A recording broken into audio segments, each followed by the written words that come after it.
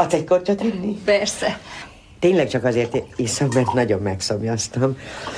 A vizet nem bírom. Annyira klóros. Egészségedre.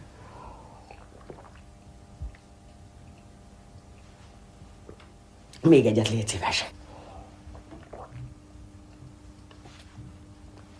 Adj még egyet, úgy fölhevültem. Azt a kis bort ne tedd már el, csak megpimposodik az üvegben.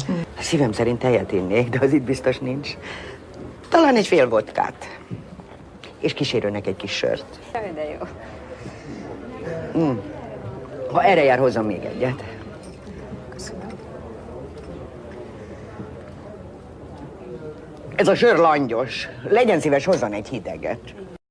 De jó hideg legyen ám! Tényleg jó hideg a söröt, Ferikém. Jó poén, mi? Kérek még egy sört jutalmul. Nem mondhatod, hogy üres kézzel jöttem. Tessék, hűsd be. Éjfélkor kocintunk. Mert ha mulatni kell, ahhoz nagyon értek. És ha ki kell vágni a csárdást, hát...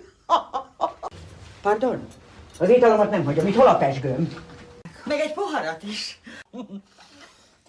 Van még egy kis sörünk, Feri. Ital? Friss csapvízünk van, Janka néni. Furcsa. Na mindegy, maradok. Jaj, van itthon italotok, ugye? A ti egészségetekre.